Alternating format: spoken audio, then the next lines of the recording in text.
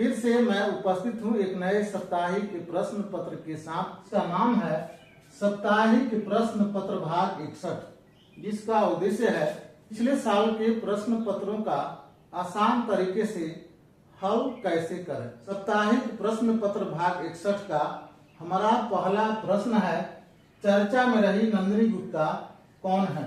जिसका A option है भारतीय प्रसिद्ध टेनिस खिलाड़ी। बी ऑप्शन है CISF में पहली भारतीय पर्वतारोही महिला अधिकारी। सी ऑप्शन है भारतीय महिला युवा सौंदर्य प्रतियोगिता की विश्व स्तर पर 20वें विजेता।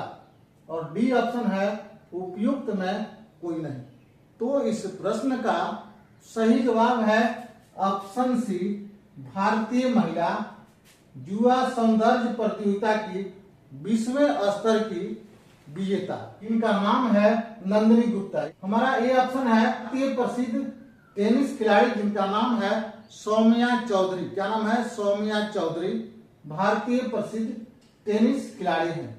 हमारा बी ऑप्शन है CISF में पहली भारतीय पर्वतारोही महिला अधिकारी जिनका नाम है गीता समोता। हमारा सी ऑप्शन है भारतीय महिला युवा सौंदर्य प्रतियोगिता की विश्व स्तर पर 20वें विजेता जिनका नाम है नंदिनी गुप्ता। क्या नाम है? नंदिनी गुप्ता वर्तमान समय में विश्व स्तर पर युवा सौंदर्य प्रतियोगिता की 20वें स्तर की विजेता रही जिनका नाम है नंदिनी गुप्ता। और हमारा डी ऑप्शन है उपरोक्त में कोई नहीं, तो ये ऑप्शन हमारा गलत है। हमारा दूसरा प्रश्न है, भारत में जनहित याचिका PIL की अवधारणा किस देश से ली गई है? जिसका ए ऑप्शन है अमेरिका, बी ऑप्शन है ब्रिटेन, सी ऑप्शन है फ्रांस और डी ऑप्शन है जर्मनी। प्रश्न का सही जवाब है ऑप्शन ए, अमेरिका। यानी अमेरिका से जनहित याचिका की अवधारणा भारत में ली गई। हमारा बी ऑप्शन है ब्रिटेन, ब्रिटेन से संसदीय सरकार की अवधारणा ली गई। हमारा सी ऑप्शन है फ्रांस, फ्रांस से संघ की अवधारणा ली गई। और डी ऑप्शन है जर्मनी, जर्मनी से आपातकालीन की शक्तियां, तो राष्ट्रपति को आपातकालीन की शक्तियां प्राप्त है, ये शक्तियां जर्मनी देश से ली गई। हमारा तीसरा प्रश्न है, विविधता में एकता का नारा किसने दिया? जिसका ए ऑप्शन है शहीद भगत सिंह, बी ऑप्शन है महात्मा गांधी, सी ऑप्शन है जवाहरलाल नेहरू और डी ऑप्शन है सरदार वल्लभ भाई पटेल। इस प्रश्न का सही जवाब है ऑप्शन सी, जवाहरलाल नेहरू। यानी जवाहरलाल नेहरू का नारा था विविधता में एकता। ये ऑप्शन है शहीद भगत सिंह जिनका नारा था इनकलाब जिंदाबाद। हमारा बी ऑप्शन है महात्मा गांधी, महात्मा गांधी का नारा था करो या मरो, करो या मरो। हमारा सी ऑप्शन है जवाहरलाल नेहरू जिनका नारा था विविधता में एकता। और हमारा डी ऑप्शन है सरदार वल्लभ भाई पटेल जिनका नारा था एक भारत श्रेष्ठ भारत। यह नारा सरदार वल्लभ भाई पटेल का था। हमारा चौथा प्रश्न है, कोणार्क सूर्य मंदिर किस राज्य में है? जिसका ए ऑप्शन है गुजरात, बी ऑप्शन है उत्तर प्रदेश, सी ऑप्शन है उड़ीसा और डी ऑप्शन है आंध्र प्रदेश। तो इस प्रश्न का सही जवाब है ऑप्शन सी, उड़ीसा। यानी उड़ीसा राज्य में कोणार्क सूर्य मंदिर है। हमारा ए ऑप्शन है गुजरात, गुजरात राज्य में सोमनाथ मंदिर है। हमारा बी ऑप्शन है उत्तर प्रदेश, तो उत्तर प्रदेश में राम जन्मभूमि मंदिर है। हमारा सी ऑप्शन है उड़ीसा, तो उड़ीसा में कोणार्क सूर्य मंदिर है। और हमारा डी ऑप्शन है आंध्र प्रदेश, तो आंध्र प्रदेश में तिरुपति बालाजी का मंदिर है। तिरुपति बालाजी का मंदिर आंध्र प्रदेश में स्थित है। हमारा पांचवा प्रश्न है, भारत के किस राज्य में जिलों की संख्या सर्वाधिक है? जिसका ए ऑप्शन है राजस्थान, बी ऑप्शन है मध्य प्रदेश, सी ऑप्शन है उत्तर प्रदेश और डी ऑप्शन है तमिलनाडु। प्रश्न का सही जवाब है उत्तर प्रदेश, यानी उत्तर प्रदेश में जिलों की संख्या 75 है। कितना है? 75 है। हमारा ए ऑप्शन है राजस्थान, तो राजस्थान में जिलों की संख्या 33 है। कितनी है? 33 है। मध्य प्रदेश में जिलों की संख्या 52 है। हमारा सी ऑप्शन है उत्तर प्रदेश, तो उत्तर प्रदेश में जिलों की संख्या 75 है।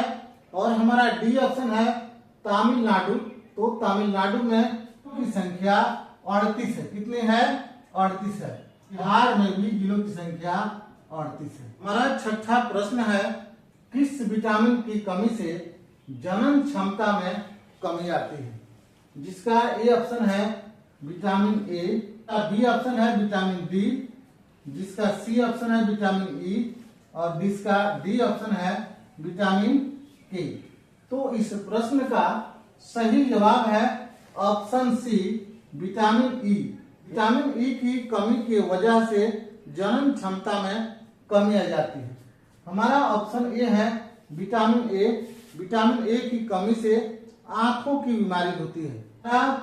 बी ऑप्शन है विटामिन डी, हड्डियों का कमजोर होना विटामिन डी की कमी से होता है। सी ऑप्शन है विटामिन ई। विटामिन ई की कमी से जनन क्षमता में कमी आ जाती है। और हमारा ऑप्शन डी है विटामिन के, तो विटामिन के की कमी से रक्त का थक्का न जमना।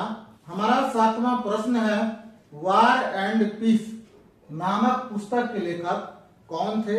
जिसका ए ऑप्शन है मार्टिन कपूर, बी ऑप्शन है लियो टॉल्स्टॉय, सी ऑप्शन है सलमान रुश्दी, डी ऑप्शन है अमृत प्रीतम।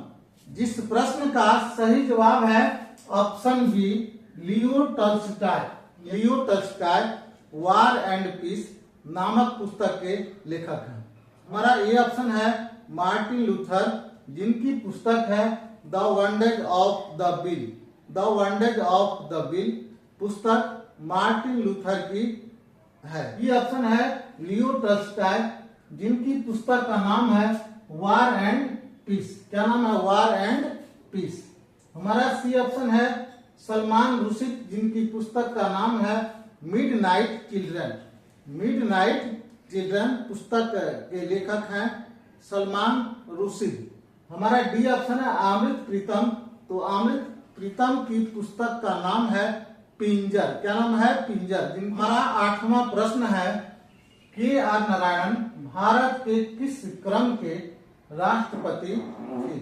जिसका ए ऑप्शन है 8वां, बी ऑप्शन है 9वें, सी ऑप्शन है 10वां और डी ऑप्शन है 11वां।